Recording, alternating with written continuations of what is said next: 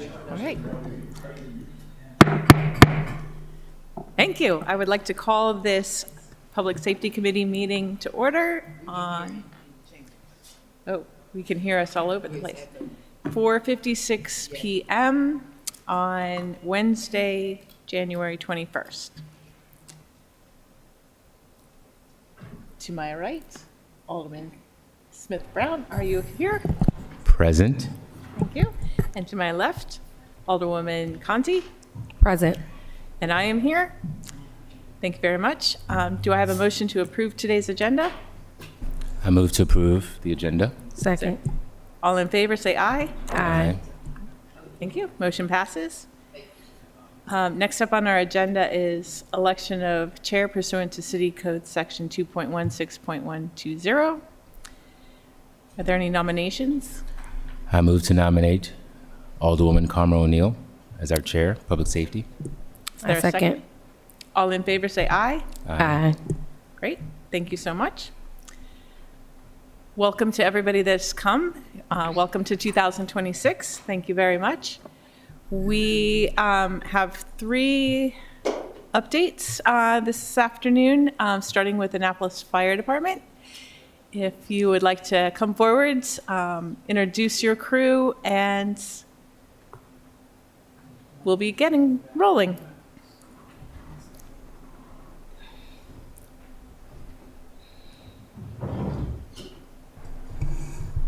Good afternoon. Doug Romali, Fire Chief. With me is Deputy Chief Nathan Powell. Thank you. Welcome.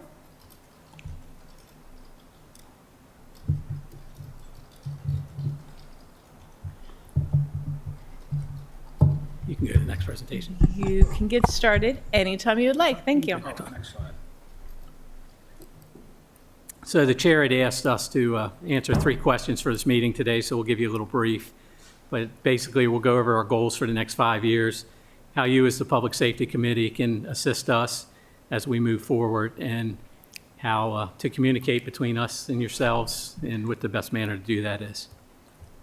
So with us, this is our new mission statement for the Annapolis Fire Department. We've just updated that this year, but we exist to serve the citizens and residents of Annapolis by delivering prompt and professional emergency medical services, fire protection, and public safety services to safeguard the life, property, and the environment. Just so you know, we are a ISO Class 1 fire department, which means that a third-party insurance organization came in and has evaluated our department.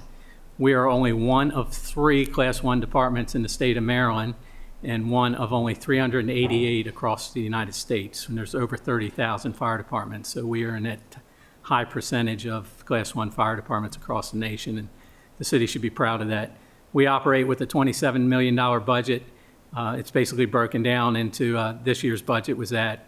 We do have about $2 million in overtime, and that's just to get us to our daily staffing every day with staffing concerns. We operate for just under $2 million of a regular operating budget. And in this year's budget, there was a $785,000 that was put in the fire department budget, which is basically facilities. It should have been with facilities maintenance, and that's going to replace boilers in 2 fire stations. $776,000 comes right off the top of our budget, and that goes to fleet services to maintain the fire department fleet. And then $52,000 is just an independent contractor. This is the only contractual position we have. It's our medical director. It's basically the best bang for our buck for only paying $52,000 for a medical director. But for us to operate as an emergency medical services, we have to operate under state law. We have to have a medical director, and that medical director is Dr. Heller. So 93% of our entire budget is all salaries and benefits for our personnel. So it's a very high percentage of it is just that. We operate with 144 full-time people. 137 of those are uniform positions, 7 civilians, and as I talked about, we have the 1 contract position, which is the medical director. These are the core services that we provide throughout. As you can see them, and it's in your slide program. It's important to note that about 75% of all emergency responses in the city of Annapolis or by our crews is for emergency medical services. So that's medical calls. We take people, sick and injured people, to the hospital every day. We do have special operations, which makes us so great is the people that work for us. They wear multiple hats, and that gets us the best bang for our buck for the department here in the city of Annapolis because they wear so many hats. But they're hazmat technicians, they're rope rescue technicians. We have investigators that are cross-trained, police and fire. They're bomb technicians. They have explosive detection canines. We have code enforcement people that go in and do the code enforcement of all buildings for fire safety.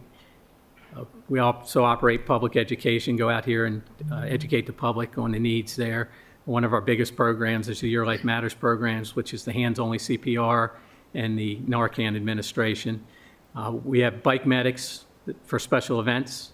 The bikes were 25 years old when we looked at in the electric fleet. The first electric vehicles that we got were the bikes. I can tell you that the bike medics, when we told them we were going to get them electric bikes, weren't real happy at the time. They thought people would laugh at them and they wanted to pedal. But I can tell you that these bikes are state of the art. They can get to people in crowds very quickly, and they've been very good to us. We also have tactical medics that are assigned to the police department SWAT team. And all these are collateral duties. And then just one of the other programs we have is the Youth Fire Setter program, intervention program that's out there. This is our daily staffing every day. You have to have 25 firefighters working within a 24-hour shift every day, plus one investigator. So there's 26 people working every day. We operate out of 4 fire stations, the Forest Drive Station, which is also the headquarters building, the Eastport Fire Station, Taylor Avenue Fire Station, and the Annapolis Neck Fire Station on the Annapolis Neck Peninsula. It's a county fire station that is staffed with both county and city personnel there. It's important to note that over 60% of the calls that's run out of that station are located in the city of Annapolis itself. We average over 13,000 calls a year. As I was telling you earlier, 75% of those are EMS calls. What's important to note out of this is while we say we respond to 13,000 incidents, you have to double that for the amount of equipment we have on calls. So some of those calls will have multiple units from multiple stations there. So we have between 26,000 and 30,000 responses of our personnel or units every year, but it's on those 13,000 calls that we respond to. So to get into your questions and how you can help us, our strategic plan, which has just been completed at the end of the year, you as the council will actually get a presentation on this at Monday night's council meeting, so we'll be able to go through it, explain the entire process to you, how it worked, how we communicate it with the public. There were some surveys that went out, but we'll be able to explain that and give you that whole layout during that session, so I don't want to go into it here. But basically within that, we established the mission, the values, and the mission statements for the department, and it's a 5-year plan, and that's where the 5 goals come from. And that's where the new goals have been established. So this year in the budget book, you'll see that our goals and our performance measures are all different. But basically, it was done through this planning process. We achieved them, and we have the measurements here that will be there. But here are the 5 goals. Generally, the first goal is that it's the operations of the department. It's to develop a skilled and diverse workforce, which with ongoing training, leadership growth, effective recruitment, and ensuring the excellence to the community and community safety. So with this, we will be evaluating our staffing levels, what we respond with every day now, how those staffing medals meet the national standards, where we're lacking, and where we need to improve that. But that all falls in that first goal there. So the goal 1 is that the major development or major goal of the department, which is those emergency services and the services that we provide every year. The second goal is just to get into the capital improvement budget, working with facilities and our logistics people just to enhance our equipment, the facilities themselves, our personal protective gear, technology. Technology is ever changing, as you're aware, and to stay within that and be efficient with the budget as it moves forward. So we'll be able to look at the facilities.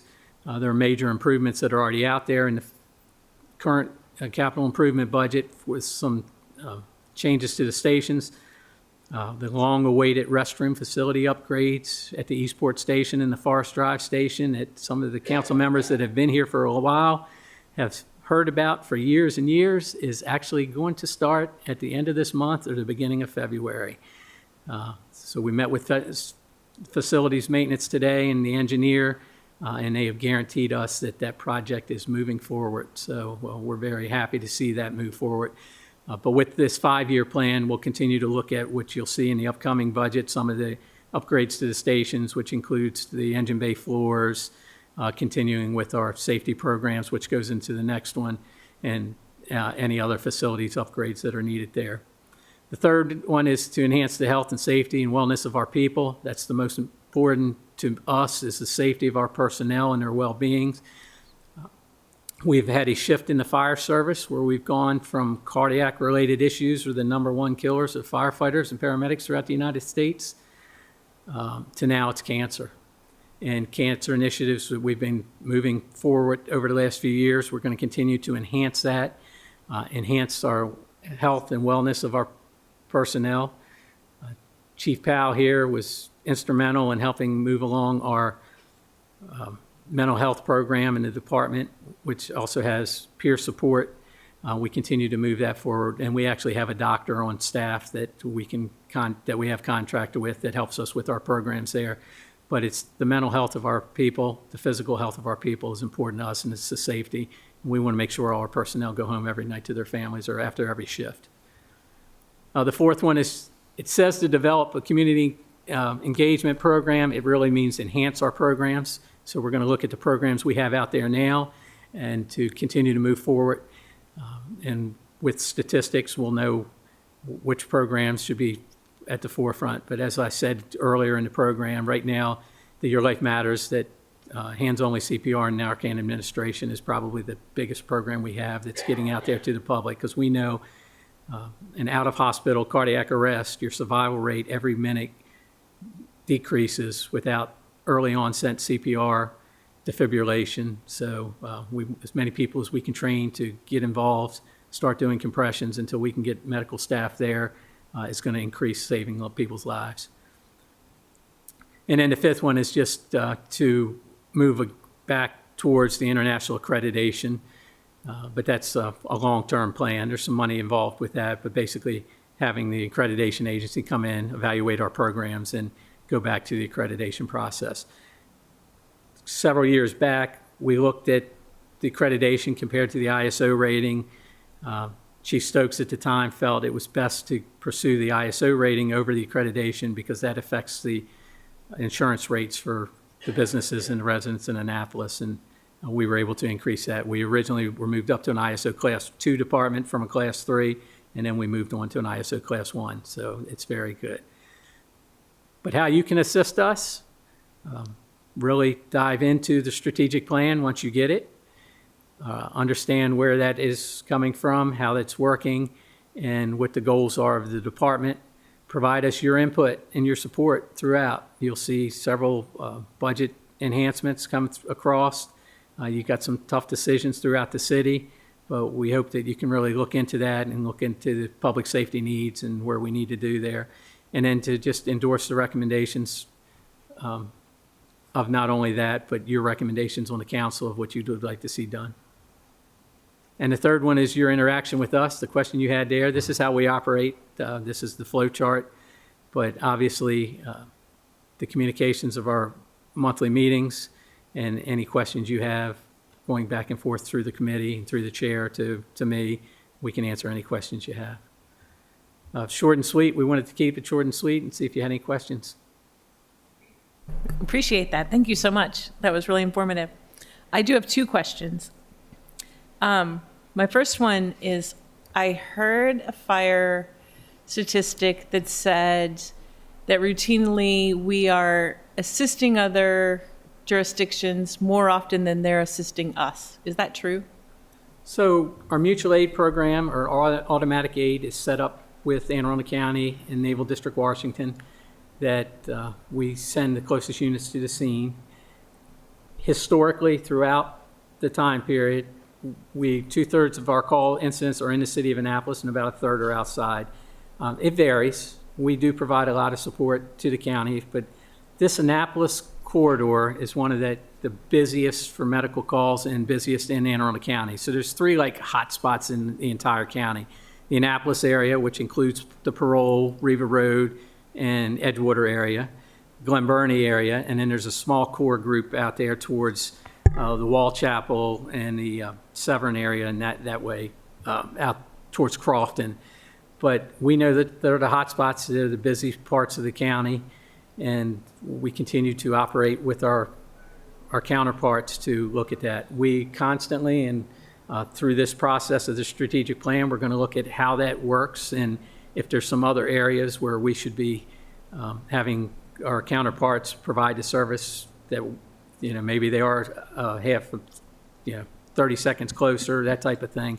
But any priority one call, no matter, so any serious call, it's going to pick the closest unit no matter what, whether it's us, Navy, or Anne Arundel County. So we continue to look at that. But yeah, growth in the area has increased, but a lot of it has to do is because we have that agreement and where our stations are located. So we'll just take, for example, we evaluate our medical units. We evaluate the county units that surround us, like the West Annapolis station that's on Jennifer Road. That unit is as busy as our units, but because of where our Forest Drive station is located, our unit might be closer to that Riva Road area or that Route 2 area. But like I talked earlier, that Anne Arundel County station that we're sharing resources, 65% of their calls are in the city of Annapolis. So it's all about where we're located.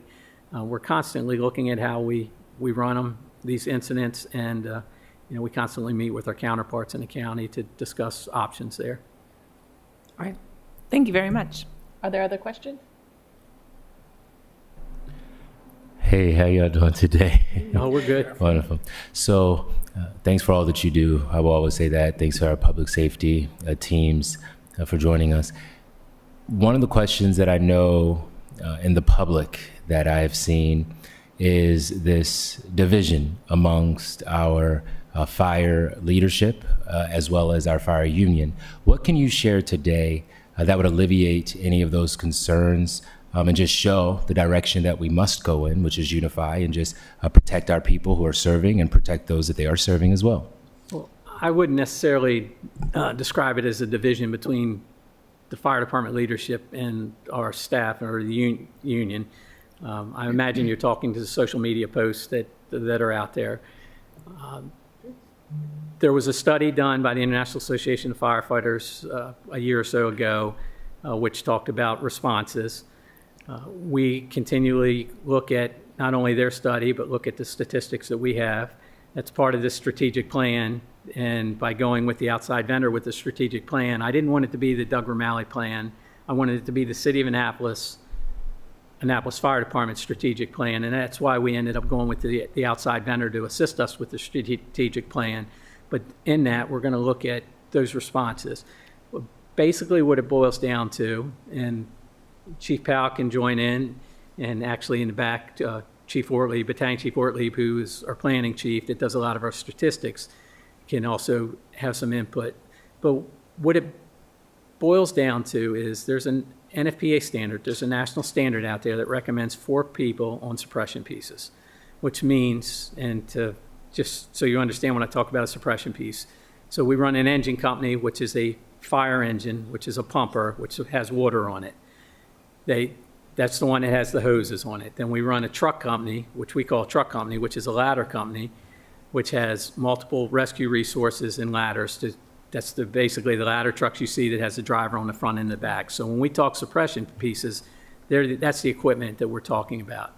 The national standard for the NFPA standard would be to have 4 people on those pieces of equipment. Because of budgetary concerns and constraints currently, we have 3 people on those. We aren't necessarily violating the NFPA standard. So the NFPA standard is a consensus standard. So unless the city adopts it by code, we're not required to actually follow all the NFPA standards. And there are multiple NFPA standards out there, and if we followed every single one of them, we probably wouldn't be able to afford it. But it is a consensus standard, and it is a standard that has been put out there where they've done national studies to see what is the optimal crew. Is it a 2-person engine and truck company? Is it a 3-person engine and truck company? Is it a 5-person truck company? And they did this study, and what the study came back to was that a 4-person crew is the most effective. There is a caveat in the NFPA 1710 standard that says if you send so many people to the scene and they arrive basically at the same time and they are operating under one person and you combine these units together, that you meet that requirement by exception. We do that. We send multiple people to structure fires, and this is all related to structure fires. So we do it. We're meeting the exception of it. Is it where we want to be? No. As the fire chief, I'm going to tell you, I want 4-person suppression crews. But we have to determine how we can do that and be fiscally responsible to do that with the staff we're using. But there's 2 parts to that. As I told you earlier, 75% of what we do are EMS calls. Our EMS units are busy. There are multiple times throughout the week that all of our units are on calls. We run a peak time medic unit also. It's not necessarily a peak time unit per se the way we would like a peak time unit to be, but the ladder truck at the Eastport station, so that crew of 3, if they are in the station and available, and all our medic units are on a call, and there's another medic call in the city of Annapolis, they have to get off of that fire engine and take the other medic unit out of that station to the call. That's the way our staffing is currently, and that's the only way to do it. But the only way they can do that is if they're in the building and they're available at the time. If they're on the street on a different call or coming back from another call, they can't handle that. That is not optimal, because once we do that, that ladder truck goes out of service. So that's part of also what you're hearing. And just the workload of our medic units, they're so busy that we do believe we need a peak time medic unit. We need a 5th medic unit in service to handle these incidents for these high volumes. I had requested it, because you'll see it, within the last couple budgets, we've been talking about this peak time medic unit.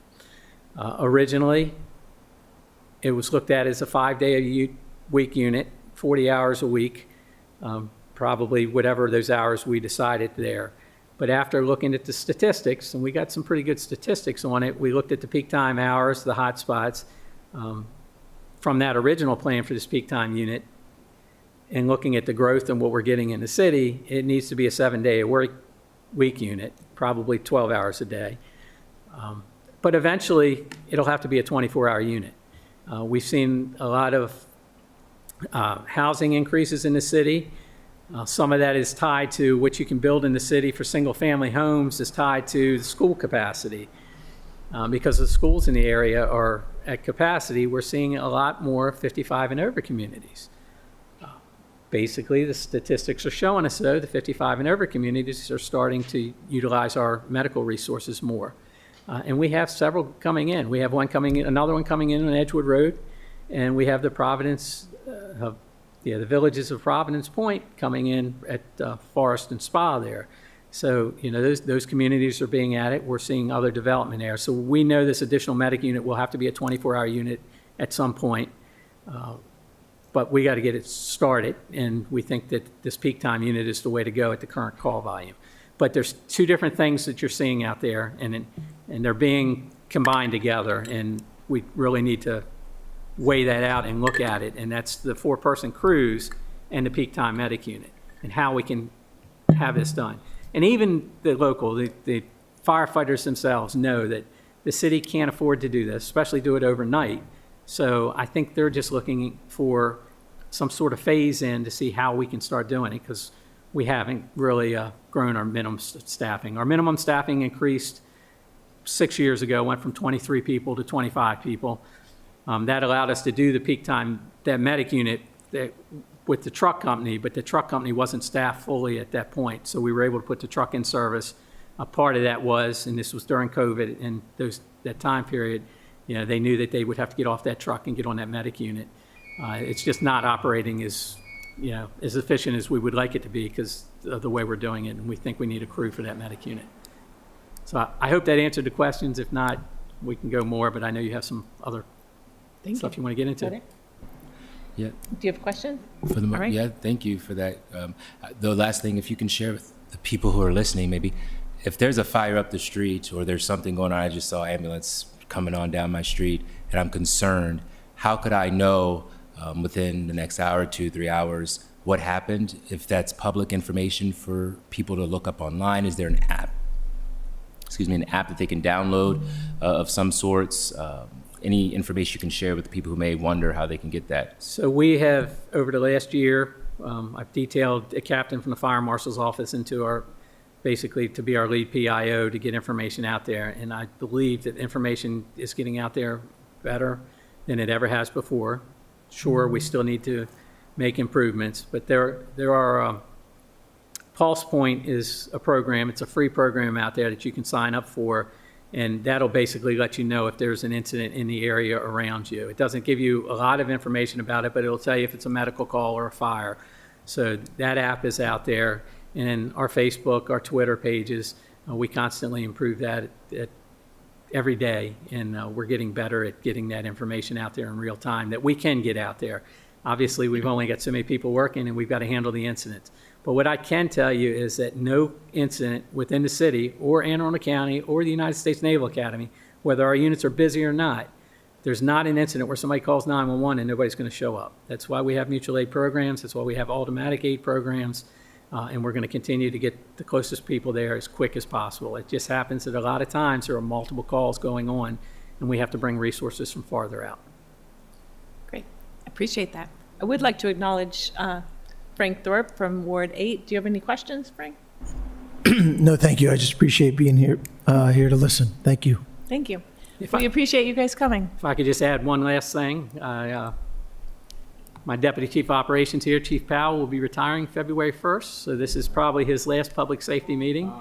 But I wanted to publicly thank him for the service he's given the city of Annapolis for his 28 years of service. He's been the Deputy Chief of Operations here for the last 2 years, and I appreciate it, but I thought it was important to let you know that he is retiring. Thank you.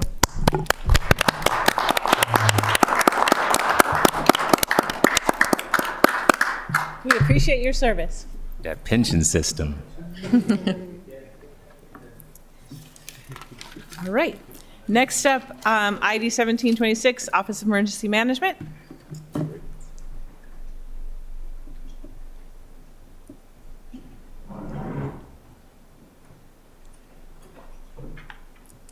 Good afternoon. Good afternoon. Chair and members of the Public Safety Committee. Thanks for having me today.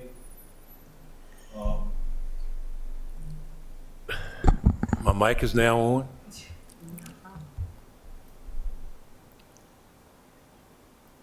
So I took a little bit of a different approach. This is the first time in a long time that OEM is appearing before this committee with a fully staffed OEM team of 7. It has been many, many years since I've had a fully staffed team. So, and that matters because it reflects our readiness, our stability, our commitment to working closely with this committee and fire and police and the community to keep the community safe. So, you talked about long-term and short-term goals. What I'm about to share is not captured from our formal performance measures. What I'm going to talk about is my goals to catch up to where we need to be, because again, I lost 50% of my staff, and at one point we were only 3 deep, and we lost a lot of ground. So what I'm going to talk about today is how I'm catching up to where we need to be. So first of all,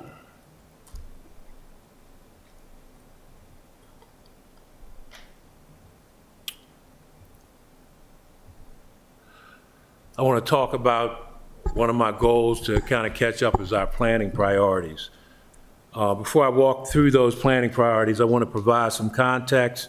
OEM has 2 emergency management planners and 1 senior emergency management planner responsible for maintaining more than 50 plans for the city. And this reality shapes how we prioritize our work and why we focus on the areas of greatest risk and impact.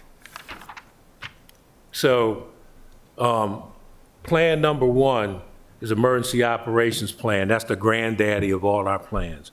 That has the most plans in it. You've probably seen the binder. It's a big black binder, and it has about 30 to 40 plans in it. This serves as a foundation for all of our emergency planning efforts. The EOP provides overarching guidance for coordinating and managing emergencies of all types. Because of its scope and its importance, it will be a multi-phase effort taking about a year to complete. So this is a kind of a long-range goal. The last time we was in and looking at that plan was 5 years ago, and you need to update it every 5 years. So, Alderwoman O'Neill, do you have possession of that plan for the council, being the public safety chair? I know you've seen that plan around here somewhere, right? So we got to make sure that you have access as public safety chair, you have access to that plan and share it and teach folks how to use it. The second one is a continuity of operations plan, and that plan is more of a short-term to a mid-range goal plan, making sure that government can continue to perform its most essential functions during and after an emergency. Whether the emergency is a natural disaster, a power outage, cyber incident, or other disruption, the COOP plan ensures that critical services remain available to the public under difficult conditions. So during COVID, city departments exercised their COOP plans in order to make sure that most essential services was available to the public. And finally, for the new administration, this is important. We need to get our continuity of government plan together, and that's a short-term goal, and it's updating the continuity of government plan with the focus on maintaining essential leadership and governance during major disruptions. In an emergency, it's critical that decision-making authority is clear, leadership remains intact, and core governmental functions continue without interruptions. This update ensures that we have defined lines of succession, and I know you recently worked on something in the council with succession. That's part of a continuity of government, that we have clear roles and practical procedures so that government can act quickly, lawfully, and effectively when normal operations is disrupted. So not only does that entail people, it also entails buildings. So continuity of government plan is not about just leadership and succession, it's also about infrastructure. That means building continuity by identifying and maintaining a succession of backup facilities that can support essential operations in primary locations. So let's just take this building right here. So we couldn't have a council meeting here. According to the current plan, we would have council meetings at Pitt Moyer. And if those two were down, you always want succession in 3 deep, right? So if those two were down, you would have the meetings at 2644 Riva Road at Anne Arundel County Public School Administration Headquarters. We have an MOU with them that if we can't have council meetings here, we can't have them at Pitt Moyer, then that's the place that we go. So continuity of government is important. So our goal number 2 is exercise and training priorities. We have one planner who leads our exercise training and outreach efforts, but it's very much a team function. Every member of OEM is cross-trained to support this work, which helps ensure continuity across the organization. So training that we have is EM-related training. That's emergency management, has a nexus to every city function. So we need to make sure that each city department knows their emergency support function. Planning and zoning is damage assessment, and rec and parks is sheltering. So everybody has an emergency support function. We need to make sure that they're good with that, and each department knows their role and can operate effectively as a part of a coordinated response. EOC training, the Emergency Operations Center's specialized training that prepares city department and staff assigned to the red team and blue team to operate effectively within the environment. Alderman Thorpe, you participated in the last exercise, and you got a taste of red team, blue team, and the training that we do there. Call center training. This is a vital operation during emergencies. We ensure the call center volunteers are trained effectively to receive, triage, and root calls for service and requests. So this takes the heat off the 911 system. If we have an emergency like coming up this weekend, we think we're going to have a big one and all, it's heading in that direction. So we want to activate the call center so people are not flooding the 911 center. So they can take critical calls but don't rise to the level of an emergency. So that's important. So we just put an all call out for new call takers in the call center. We lost a lot of them with the change in administration, so we're trying to build that back.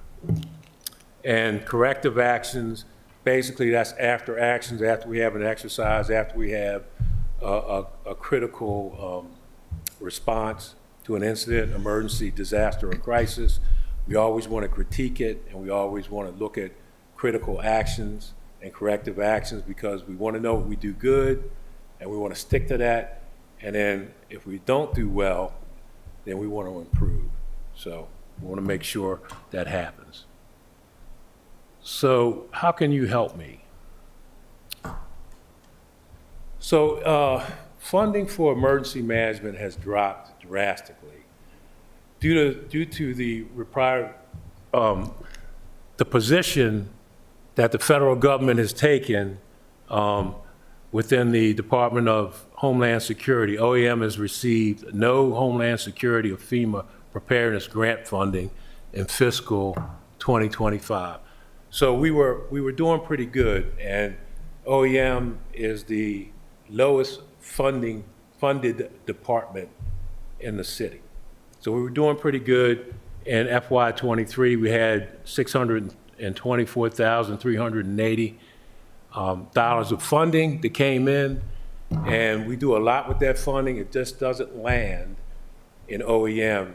It helps my partners behind me and other departments in the city.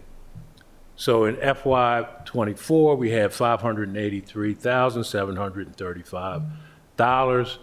Again, we spend that on overtime, we spend that on equipment, we spend that on training and all. And then FY25, nothing. We got nothing. And that note, this marks the first time in approximately 15 years that the city of Annapolis has not received funding support. So here's what happens. So we were initially, the 7 jurisdictions in the central Baltimore region was given about $1 million. We were earmarked for about $1 million that we never saw. So we even got together. Annapolis' share was going to be $1 million, about $1 million, a little over that.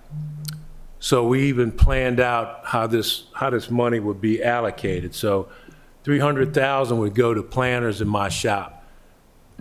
3 of my staff members are grant funded. So we had a dedicated operations vehicle for OEM, that was $65,000. New bomb squad robot for the fire department, that was $213,000. Sustainment upgrades for the city mobile command unit, which is getting kind of old, but that was $40,000. Sustainment for the bomb squad, $60,000. Bomb squad material container was $200,000. Law enforcement personal protective equipment, $80,000. A canine dog for the fire department, $9,000. Special events and protective barrier systems, we had $100,000 for that, and that would be, right now, we use heavy vehicles, dump trucks and all.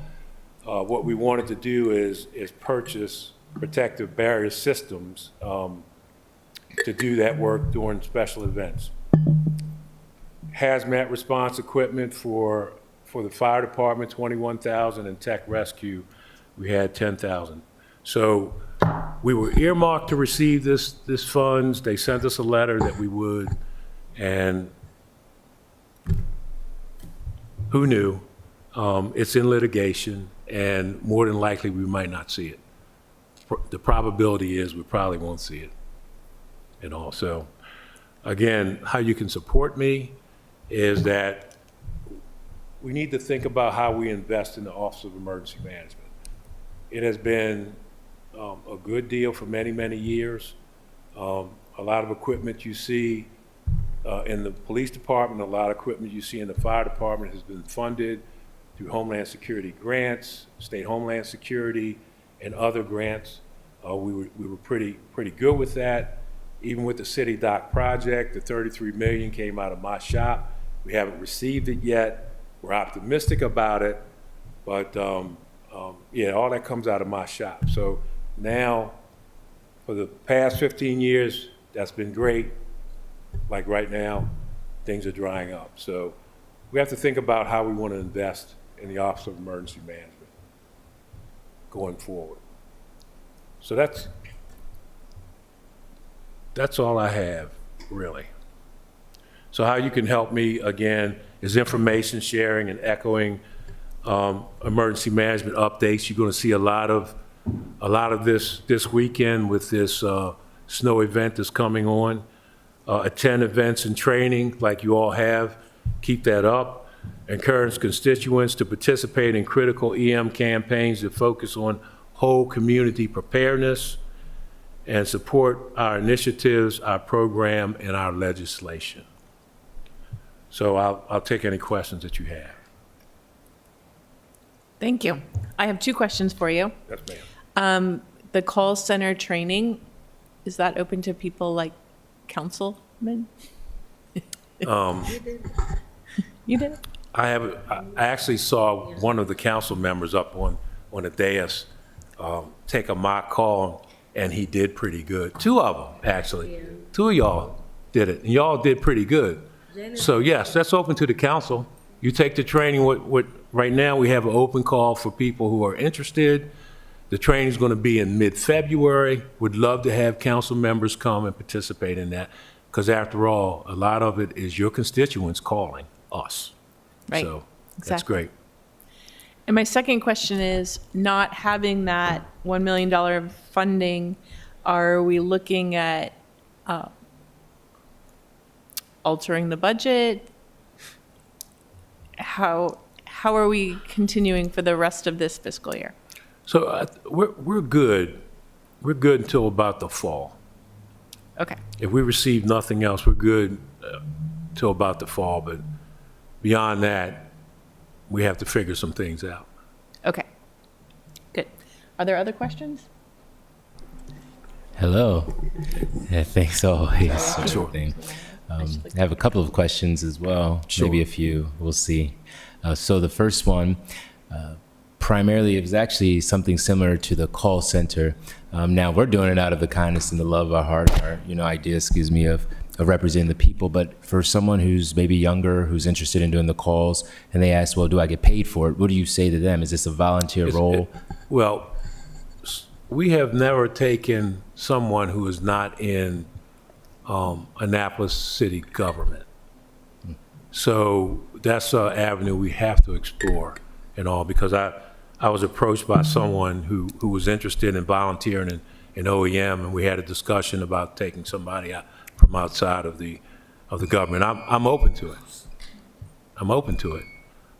As a matter of fact, our CERT folks, who does our special events and manages our parades and all parade marshals, a lot of them want to be involved in our call center. So we're gonna make that happen. Okay, thanks for that. And the next question is I mentioned about the apps earlier because I do know that you promoted one of the apps for OEM, or there was just an app that people can go to and get updates on what's going on. Do you mind just sharing something briefly about that for if anyone does want to access it? So the Prepare Me app is a good thing to have. We were one of the first in Maryland to do the app. I think that the app is in it has to be about 12 years old now. So we encourage all Annapolis residents, if you work in Annapolis, if you don't live in Annapolis, we encourage you to download the Prepare Me Annapolis app. And it helps keep you prepared. You can get directives directly from us through the app, and you will see that with the upcoming snow event that we're going to have this weekend, this app is going to be blowing up, giving you information for you to follow and for you to be safe and for you to be prepared. All right, thank you. The last question I had is, if you are an elderly person and you're concerned about this upcoming weekend, and you live in a public housing community, what would you encourage them to do if they are wondering, how do I get my driveway snow plowed? Maybe that's Public Works, what have you, but how do I get my driveway snow plowed? Do I call you all, and do you all support in that? But this is just a question that... So today, we concentrated on our vulnerable population. So our homeless population, we started preparing them for this weekend. We talked to HACA, Melissa Maddox Evans, and found out, what do you need for all of your folks? We did our special assistance roster, which is a roster that we keep with people, mostly seniors and people with functional needs. And we call them. If there's an event coming up, we call them. Hey, Mr. Smith, this is OEM. How you doing? We got a snowstorm coming up this weekend. What can we do for you? Do you have everything to eat? And all, Ms. Smith will say, hey, look, I won't be here. I'm at my daughter's. And we'll take note of that Mrs. Smith is not there. She's with her daughter. So we just make sure everyone is prepared. And we took the whole day today to deal with every part of our vulnerable populations that we could, to get them prepared for this coming weekend. Fantastic. All right. So if the snow is in the driveway, do I call, is it the public housing community responsibility? Do you happen to know? So I do believe that. So we also called the Naval Academy. So I don't know that if they had this when you were there, but a lot of times the MIDs will volunteer to do driveways. So we called the Naval Academy, connected them with us. So if you're going to do this year, we're the point of contact, and then we can connect a MID with Mrs. Smith so he or she can go out and do the driveway. So we're looking at that. And we're playing with the idea on Nextdoor to kind of get them talking and intermingling with each other to support the seniors and people with disabilities in their area. So they might get a cadre of folks that'll go out and shovel snow, et cetera. Great. Other questions? All right. Are there any other questions? Frank? Director Simmons, I've been doing this for 52 days now, and I just want you to know that I tell people that I sleep well at night because of you and your colleagues. My question is about this snowstorm coming up. And building on Keanu's question, we're about, probably to your point, about 24 hours from panic. And the information flow. And I recognize that the city of Annapolis, the residents, are not used to a snowstorm like we're about to get. So I'm starting to get asked about, are we going to enforce snow emergency routes? What are the rules of snow emergency routes? What are the rules about snow? And so, building on your question, I guess my request is whatever information you can flow to the city council, that we can use all of our tools to get the information out, to inform people. I don't want to make false claims to the residents. I just want to make sure they're informed. And also, I think that builds their confidence in what you and your colleagues are doing. So any amount of information that you can pass to us, I have immense respect for the residents, but I also know that they're not going to think about a double-digit snowstorm until tomorrow. And so whatever we can do to inform them would be very helpful from you. So we put out our first correspondence about the snowstorm today, about 3 o'clock. We were confident enough that we could talk a little bit because before now, things were, is it going to be double digits? Is it going to be a nothing burger here? When is it going to come? What's the duration of it? Here's what we think is going to happen, and we're still playing with the forecast. 90% chance Annapolis receives more than 6 inches of snow, and a 55% chance Annapolis receives 12 inches, 55% of snow.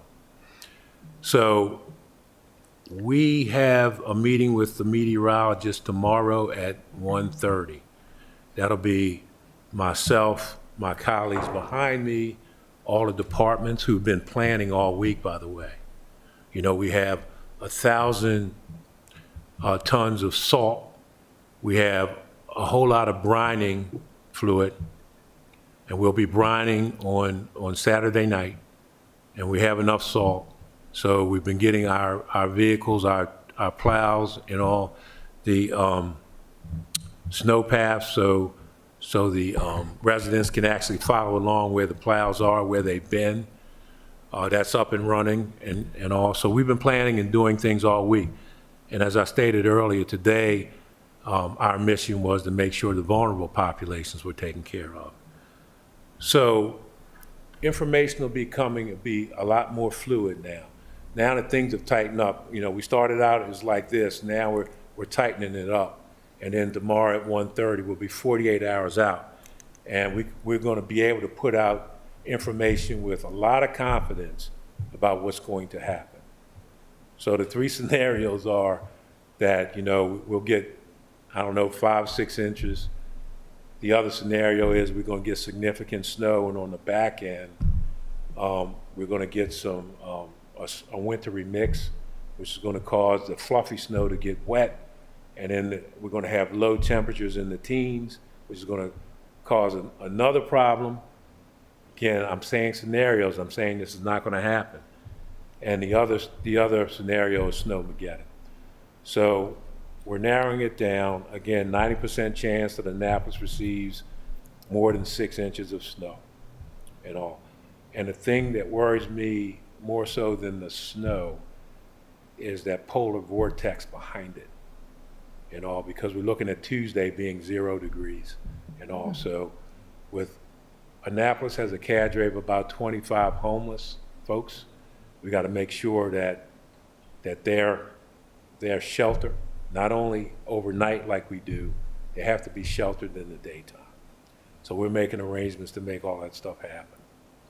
So this is going to be a dangerous time, especially because of the temperatures. So we all need to work together. We all need to share information. We all need to check on our neighbor, especially our seniors, especially our people with special needs, and all. We all need to kind of pull together, and we can get through this one just like we got through 2016. So. Thank you. I appreciate your time tonight and all Thank that you. you brought to us. Thank you so much. Thank you all. On another note, did you happen to bring me some demographic sheets? Thank you. While he's doing that, we're going to go to ID 1526, Annapolis Police Department update.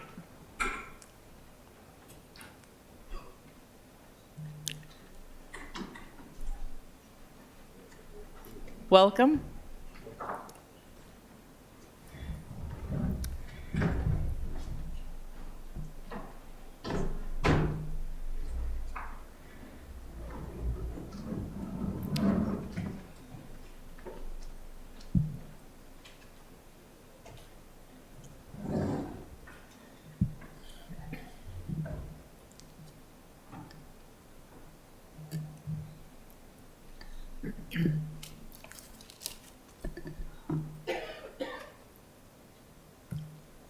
While she's queuing that up, do you want to make introductions, Chief? Yes, good afternoon. Good afternoon. Good afternoon, both. I'll start with, to my right, is the Deputy Chief of Police, Stan Branford. To his right is the Patrol Commander, Guy Thacker.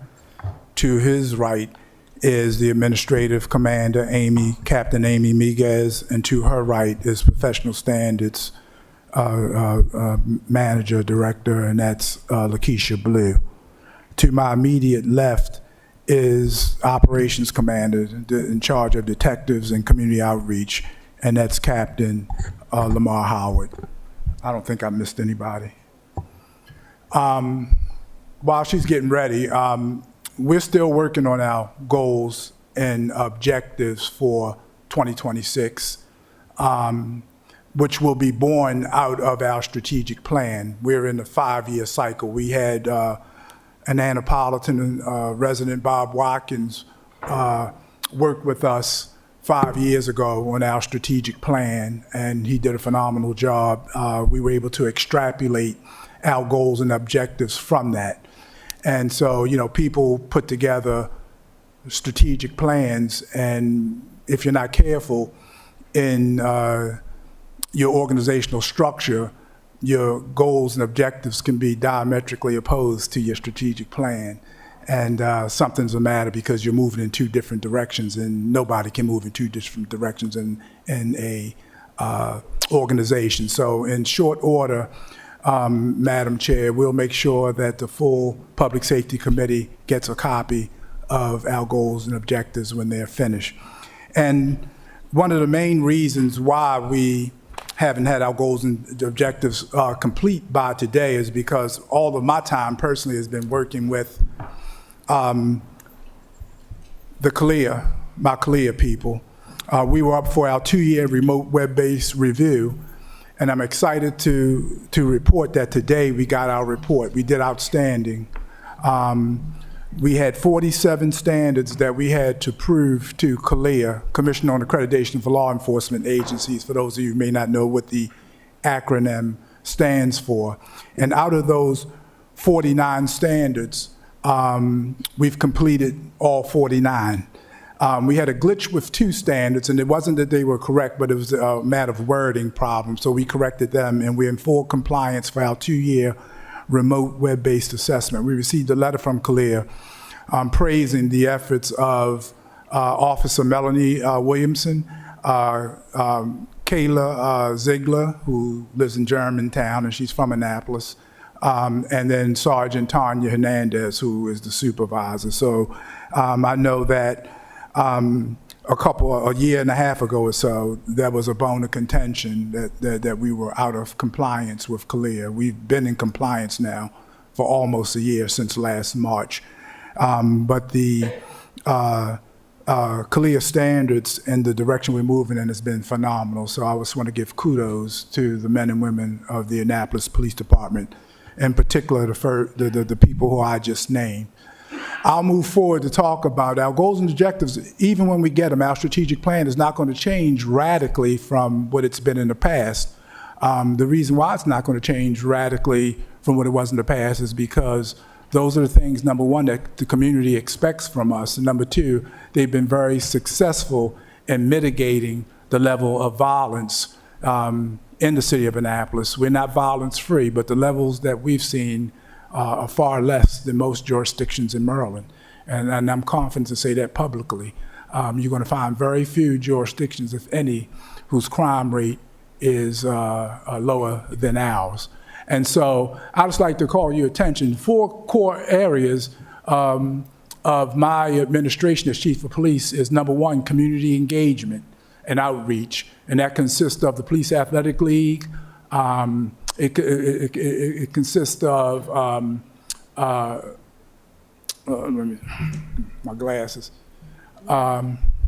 The Police Athletic League. It consists of all of our initiative. The Police Foundation. We work with so many partners. The second part of it is, I'm sorry, I'm just struggling to try to memorialize this, operations and public safety, and there you go. Okay. examples, the John R. Elliott Hero Campaign and the Live Water Foundation Swimming Partnership. Those are some of the things that the PAL program and community outreach unit is engaged upon. And you told me to get this out, and I didn't do it. Operations and public safety, enhanced patrol strategies. Captain Thacker presented me with goals for patrol, and we'll touch on that. And then when I get to that, he can weigh in if we have the time.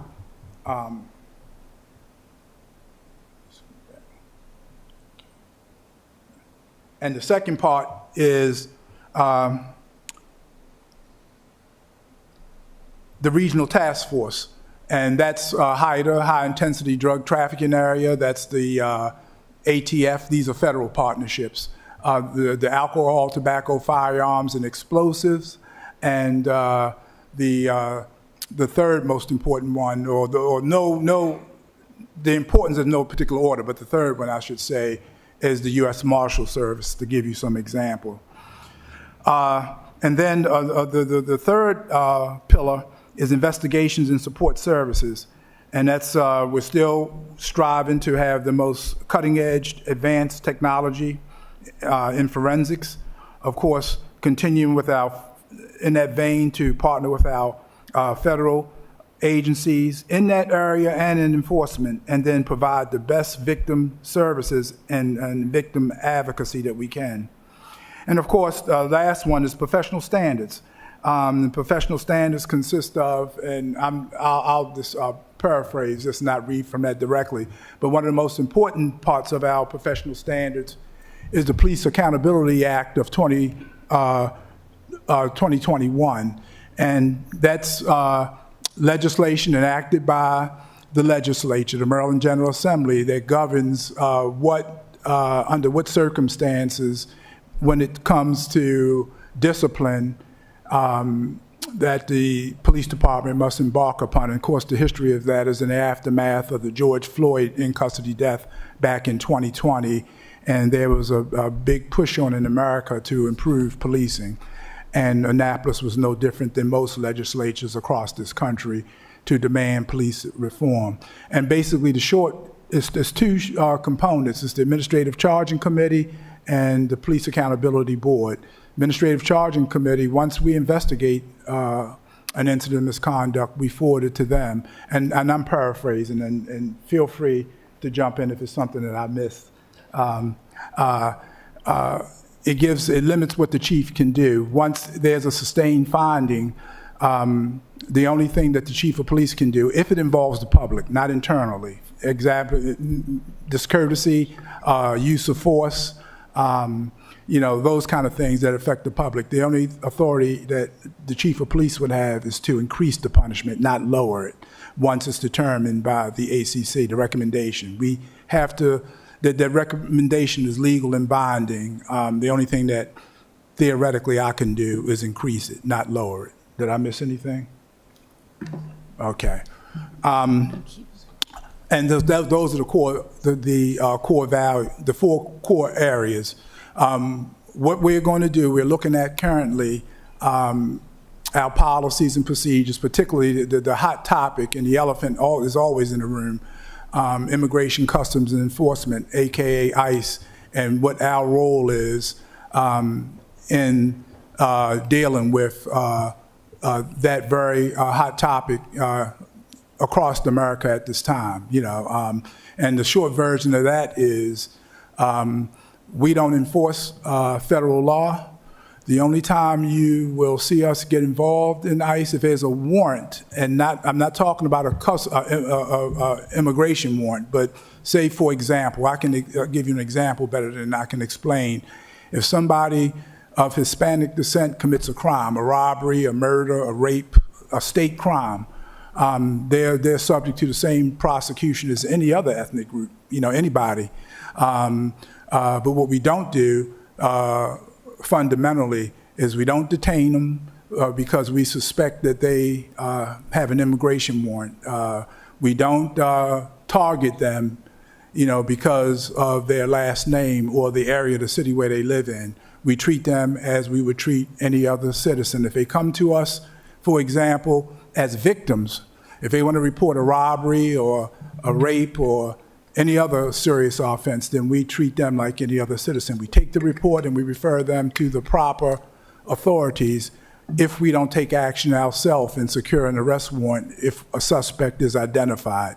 But what we don't do is we don't ask them their immigration status. We don't even run that. And so we had a conversation just yesterday, me and Captain Thacker and the deputy chief, and we looked at our policy before coming here today, and we think we have a good policy. I think the only thing that we're going to change that was reminiscent from the old policy is that our dispatcher got involved, and now we don't even want our dispatchers involved. So we only observe when we get calls or we get information that Immigration Customs Enforcement in the area. Our officers generally respond to the location. We will respond. We activate our body-worn cameras and we record the incident.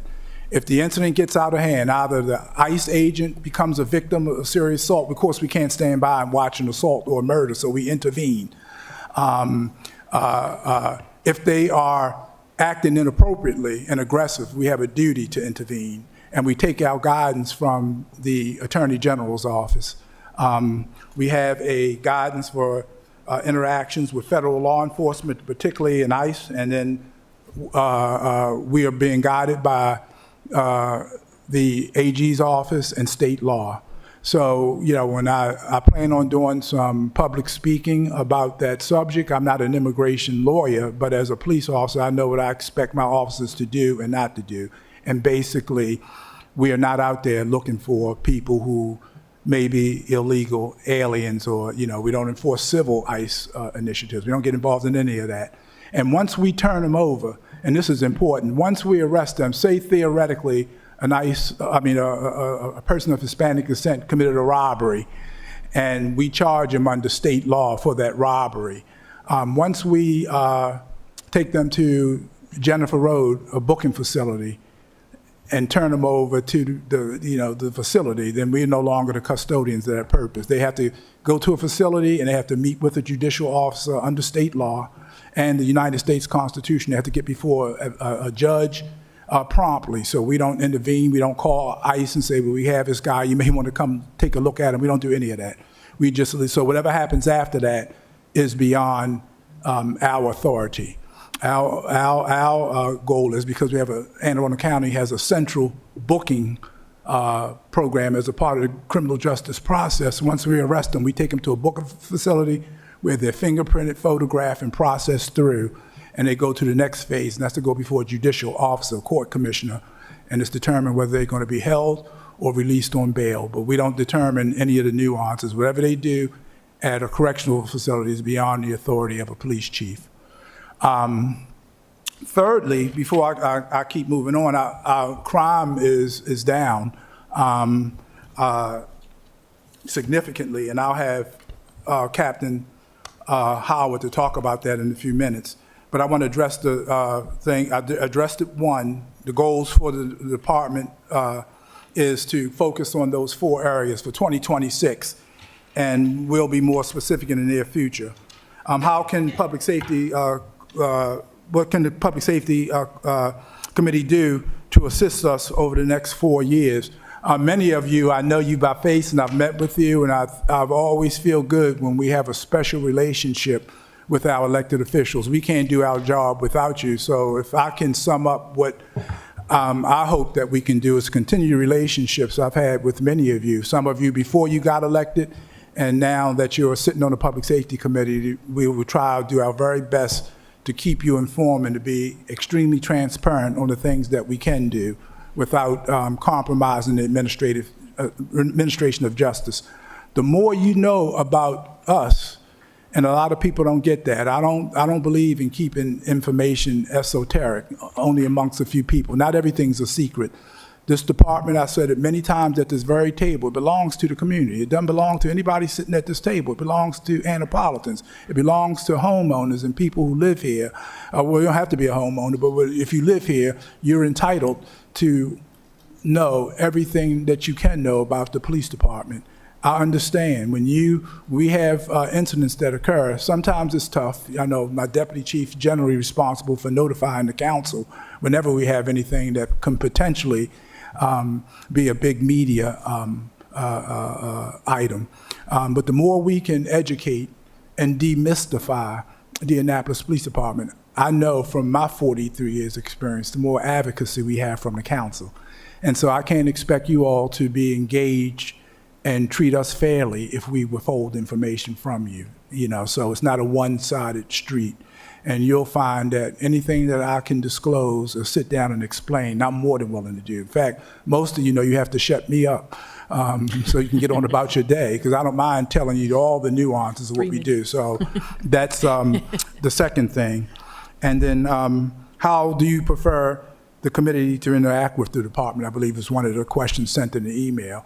Just as you do, some days it's formal, sometimes it's informal. Give me a call if you want to meet for a cup of coffee and discuss certain things. I know that a lot of times you have to be careful how we meet because of the Open Meetings Act. And the things that I think that the council needs to know collectively, then we'll manage that. And I know that our attorney here will let us know what that process is. I believe we can meet with 4 at a time or one. It can't be a quorum.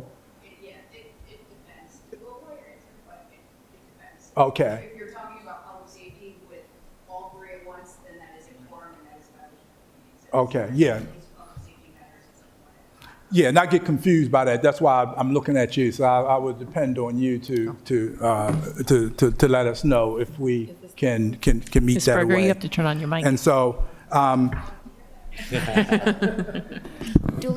if I don't know what kind of time I'm working with, but what I'd like to 2 minutes. to you to know what our numbers are, and then I'd like for Captain Thacker to kind of talk about his vision for patrol. He sent it to me, and I enjoyed reading it. So if we have time, take a minute to go over the serious crime. Cool. Good evening. As the chief identified me, I'm Captain Howard. I'm the operations commander. Over this past year, 2025, our summer crime plan was very effective. Even though we had some challenges as it related to some of the gun violence that we had, in particular to the 4 homicides, and most of our homicides were due to interpersonnel violence. And what I mean by interpersonnel violence, you have John Doe and Glen Burnie FaceTiming John C. on Clay Street on FaceTime, and they're beefing. John B. says, I'm going to come down and I'm going to shoot you up on Clay Street, and he does it.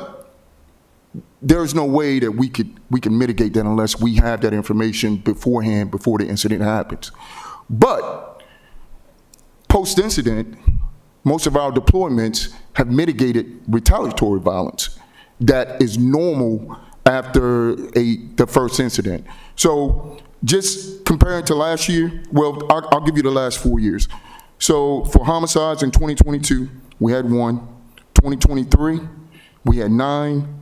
2024, we had 3. In 2025, we had 4. And I just want to interject one quick. In 2023, of that 9, 3 were from Paddington Place. Yeah, 3 were from Paddington Place. That was the mass shooting that we had on Paddington Place. You could say. And of the homicides that occurred in 2025, 1 occurred inside of a dwelling, inside the walls of a secure dwelling. The other 3 occurred on the streets. We had Clay Street, we had Robinwood, and we had Benz Drive. And the deployments that me and Captain Thacker, along with the chief and deputy chief, we were able to mitigate any retaliatory violence that came after those homicides. So we still have a lot of work to do, but I think overall, most citizens would say they feel safe in the city of Annapolis. If you want to go out, take your girlfriend, your husband, your spouse, or whatever, and walk and get a nice dinner, you can do that. And that's just, I know we're pressed for time, but I thought it would be important that I spoke about those issues as it relates to the gun violence that we experienced in 2025 in Annapolis. Thank you very much. Appreciate that. Hey, good evening. It's Captain Thacker from the Patrol Division. Every uniformed officer that works on the street of Annapolis essentially works under the Patrol Division. There's an operational squad that works underneath the Lamar's seat, but everything in uniform pretty much comes underneath of me. Even some of the specialties like traffic safety, crisis intervention, the honor guard, just a variety of different units, everything in uniform. My peers and what we've been trying to work on since I've arrived here was our staffing numbers in patrol, and they were deficient. But lately, at the end of calendar year 2025 and launching into 2026, we did a hiring surge. There was some lateral officers that came over and some academy graduations. We currently have 8 APD officers in field training. They will pretty much be complete of their training the first week of February, so that's just around the corner, and they'll be placed into the patrol squads. That's fantastic news. That's also fantastic news for my peers. They provide services, whether it's admin or administration or whether it's investigations. These are all patrol support units. It's everything that happens on the street. And as we were having meetings through the calendar year 2025, there were deficiencies in some of the specialties that each shop had. And I held them off. But we're at the point now where about the first week of February, we will finally get to a point in patrol operations, patrol division, the patrol squads where we're at full staffing. And that's a really, really good thing. That was the single biggest goal that we were trying to accomplish in 2025. In effect, we did. We hired them, but we needed to actually get them fully certified through Maryland Police Training Commission, and that will be finalized the first week of February. And that will free up some personnel from the patrol squads to be able to move into some of these other assignments that are critical to the success of the department. So staffing was the big thing that I really wanted to highlight. And then the training and development of the patrol squads, they're going to be very young. There's a lot of mentorship that goes into being a police officer. We are very lucky. We built up a core of trainers. These are more senior officers, mid-tier officers that have a lot of experience, and we ramped them up, and we onboarded several more field training officers prior to this surge. So we'll be positioned well for 2026 with about, I believe it's 5 more openings. We have 7 right now. We have 7. So 125 sworn personnel, and we're deficient by 7 for full staffing. So I know that we put out on social media a recruitment video trying to hire some younger officers or on board, and we're still in that process. And that will be the goal, to kind of finish out and fully staff the entire agency with our numbers. There are some specific things when it comes to what we're trying to do for 2026 just in patrol, and we're trying to leverage technology. This would come in the way of what is an open portal for our citizens or our police officers to enter in at what we deem to be environmental deficiencies in the community, and that would be leveraging the other city agencies to go out and fix problems. The police officers are out there 24/7 in the community. We see if there's a street light that's not working properly, et cetera, but we're not the ones that fix the street light. And that could be very, very important in our crime fight, is getting proper lighting in certain areas. That's just an example. Baltimore Gas and Electric primarily would be the lead agency, but through the portal, we can enter that information. There is an app that we have, and this goes to the technology piece. It's a 311 app, but it's not as extensive as far as a menu of options that the open portal is. So there's 2 ways that we can submit work orders, but the one would be a lot better if we had an app on the phone. So I'd like to get with IT and work to try to ramp that up. And there are examples out there. Baltimore City, for example, has a very robust 311 reporting system, and I'd like to leverage that. And that will factor into our effort in crime reduction and mitigation. And then the second thing for technology is drones and drone support. We're working on that. We're working on hiring a civilian position as a drone coordinator. We have already begun the process of getting the certifications necessary through the Federal Aviation Administration for our personnel. And there was a budgetary item, and Captain Miguez can speak more about that, about actually acquiring external drones and interior drones. And I think that's a fantastic thing. Up until now, I've been leveraging Anne Arundel County Police for those efforts, and they're a great partner. But timing and sequencing, whether or not there's a drone officer working for Anne Arundel County, and typically there is, but where they're responding from, there's a time delay. And I may need that piece of equipment now to be able to conduct some kind of search. We were out searching the waterways today for a missing person. And it would have been great to be able to launch that and very rapidly clear an area. So there's advantages in technology that the patrol division for Annapolis could really seize upon, and we are moving in that direction. And as Chief of Police, I want to talk to you on a separate day and time about the drone program. There's a lot of information I think you should know, and help us support it. If you like what you hear, we would ask your support for that drone program. Very important. And by the way, getting back to ICE, I know it's a lot of things we haven't discussed. I can think of a million things like I would like to discuss. I know time's of interest. I'll send you a copy of what we can and cannot do as it relates to federal, engage in federal offices, what the Annapolis PD cannot do. The only thing that I would take out is, it's out of that. Oh, it's out of that one? Is the, it's done. When we send it to you, the deputy chief just told me it's out, but one thing I wanted out of there is police communications, and it said that PCOs would contact ICE when a detained or a federal warrant is shown and the subject detained, and relay the information and provide location status. That's going to be taken out of our policy, so we're not going to do any of that. Other than that, everything else in here is applicable, so we'll make sure you get a copy of this if you'd like to have it. And in PowerPoint. It'll be this document here. Well, I can't even get the front page. It'll be this document here, and it outlines. It's something that you could have at your disposal, and it's an easy read what we can and cannot do. And of course, anybody at this table is poised to answer any questions you may have once you get this document. So we'll get this right out to you. Thank you. We appreciate that. I think that we have a few questions, and we do have a hard stop at 6:15 because I agree and want to stick to our timeline. My first question, though, pertains to council meetings, police presence. And I know that we have two officers that are in council in the city hall at that time, and respectfully, we'd like to request that one of them is stationed right there by that door, as opposed to outside the door. If I can jump in, so I've already talked to Lieutenant McGriff, who is in charge of the city hall overtime, and I think there was some confusion because of the training that we had at the last council meeting, and so they're fully aware one person's going to be up here, one person's going to be downstairs, but I think that there was a disconnect between probably someone on my staff. I don't think it was me, but because of the training that we were doing up here and not necessarily wanting the public to come in quite yet, that's why they were thinking they both had to stay downstairs.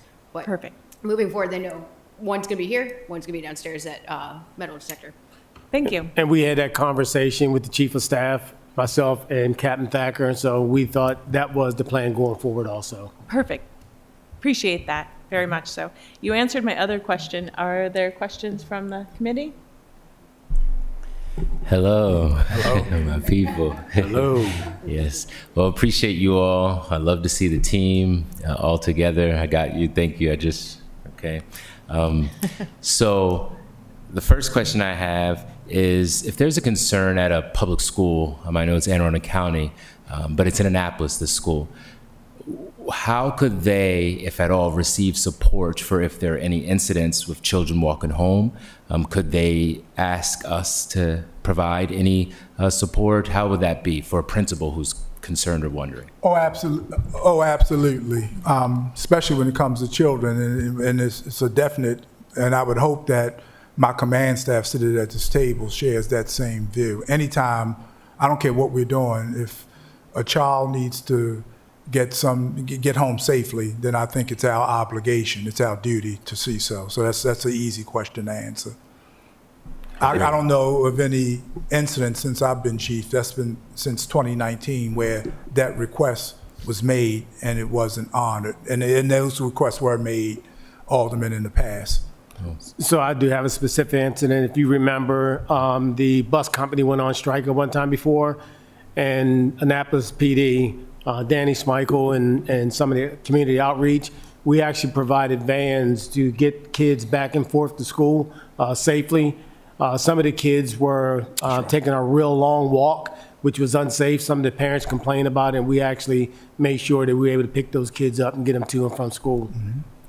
Awesome. Okay, so could the principal just reach out? Should I? Yeah, the principal Okay, just reach out, yes, and we're easy to find, and we have a good relationship all the way up to the superintendent. So all they have to do is, you can tell them to reach out to one of us, and we'll make sure. Okay, thank you for that. The next question I have is there's a huge concern surrounding homelessness, as I'm sure you all are well aware of. And as we're beginning this conversation to really find a solution for it, what can we do in the interim to provide our homeowners, renters, tenants, what have you, the security that, yeah, there are some people living near my residence and I would like that to be taken care of? How can I go about it? We know that it's not illegal to sleep in the wooded areas. I know in my ward particularly, this is something that I've committed to supporting my residents on, and even them. I mean, there are residents in the city or citizens. Yeah, it's a delicate balance, and ultimately it can be illegal depending on where they're sleeping. You know what I mean? Being homeless and being indigent and not having anywhere to sleep in and of itself, it's not a crime. But, you have a right not to have a homeless person sleeping on your front lawn or in your driveway or in this building. That's a true story. Or other places. But we're very careful because we're sensitive to that. I don't ever want to the public to believe that we are punishing the homeless. And so we're very delicate through our community outreach how we address that. Unless they pose an immediate public threat, we like to find ways in which we can gently relocate them. And we work with OEM, and I don't know if Director Simmons is still here behind me, but I know since I've been here, every time we bring things like that to his attention, he more than helps us make sure that that person, especially this time of year, I mean any time of year, but especially this time of year. So, call us because sometimes we will respond if they are sleeping on public property. That's a form of trespassing. Or if they encroach on your, on your personal property, then we can enforce it, and we try to just relocate them if we can. I'll give you a real quick incident. So I don't know if you know this, Calvary Street, right across the street from the post office, right next to the social service building, there's a guy that's living there. He's got a crate there. I mean, it looked horrible. I called Captain Thacker the other day and sent Danny Schmeichel down to see if we can kind of mitigate that. What we learned is that guy has been there several times. The social service department actually removed him at one point, took him across the Bay Bridge. I think he lived down there somewhere. 3 days later, he was right back. When you talk to the manager of the building, they don't want him touched. They say it's okay for him to be there. He's not bothering anybody. And I don't know if you can chime in any more on that, but we tried mitigating that with that gentleman. Yeah, in that particular circumstance, he was in a portion of the building, like in a cubby. It's not public sidewalk, it's not public domain. It belongs to the building. So what we would need is either the agency's manager or somebody with authority to be the reporting person so that we could take action and kind of help mitigate that problem. But they were not agreeable to do that. Therefore, they said he could stay. And so then we did offer, we did contact Anne Arundel County Homeless Services. They came down, and our own CIT officer went out there with Corporal Schmeichel, who's a problem solver phenom, and he's just resource resistant. He doesn't want any help at this point, and so there he is. It's kind of this limbo world that we're kind of in, where we want to try to help him the best that we can, and I think the chief highlighted, and Director Simmons did too. I mean, we have severe imminent weather. And, for his own safety, we were trying to impress upon him that perhaps he could seek shelter or refuge somewhere else. And so we would try to help that the best that we can. But there was no criminal act that we could take action upon in this particular case. And that's tied to officer wellness too. There's so many things to talk about. It affects our officers emotionally when they encounter people like that, because the truth is, factually, not my opinion, a lot of it's tied to mental illness. A lot of people who are homeless have family support and family members who are willing to take them in, but because of whatever their psychopathy is, whatever trauma that they face to cause them to be homeless, because many of them would rather be out on the street. Not all, but many. That's something that needs to be addressed, and we just don't want to, be labeled as a department that's insensitive to that population of our citizens, if that makes sense. Yes, that does make sense. I'll just end off by saying I look forward to being able to work together, particularly off of Forest Drive and Bywater Road, the wooded area that I actually live near, and many of the community, Greenbrier, Oxford Landing, Bywater. If we go further down that community, as you're entering near the Safeway, that section, as you all are aware of, the lady that's in the wheelchair, that's something that we got to do something about that area, as well as Moreland Parkway. There is an area behind some of our industrial buildings. There's a huge encampment back there. When I went on a tour there, it was just amazing to see. It's like a little village over there, back there. Maybe not now. And then over there in between the Town Court apartment complex and the Lighthouse Liquors, not promoting liquor or anything, you do have a space right there in the pathway where there's a collection of people. I actually did a little video over there once, and people rolling up on me, asking me for money. They drinking beer over there, cook out in the corner. So that's not really illegal because that's a forested area. So that's something that I think the focus for me and all of us, I'm sure, will be on. So let's work together to do that. Okay, I went down to Raoul Boulevard, right down the street from Lawyers Mall, right by the State Archives, and there was a whole shanty community back there. Shocking, as a matter of fact. It's a big problem in America.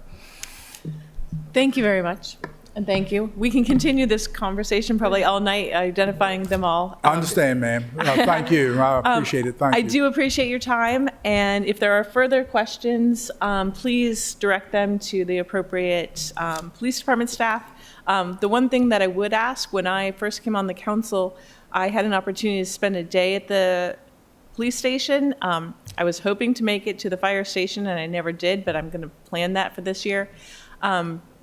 That at that time it was set up through Sergeant Ashion, I believe, and I got to meet all of the different parts of police, and also I would love it if our committee could singly, because we can't go together, set something up like that. So I'll do some outreach to see who is the appropriate person to talk with. And Captain Miguez. Thank you. She owns the building, so. All right. Because I think it's important to see kind of the inner workings of each of the public safety departments, so that we can better understand, everything that's going on and how we can best I would serve. only ask, Madam Chair, if you start with my office, and you'll be surprised at all the information that comes in. So I don't want you to think the chief just sits back every day and just looks like a pretty boy. I want you to see that I work too. So we have to, if you don't mind, start at my office, then you can go anywhere you want. All right, I appreciate that. Yeah, at this time, I will accept a motion to adjourn. I will move to adjourn. A second? Second. All in favor? Aye. Yes. Say aye. Aye. Aye. Thank you. Meeting blessed adjourned.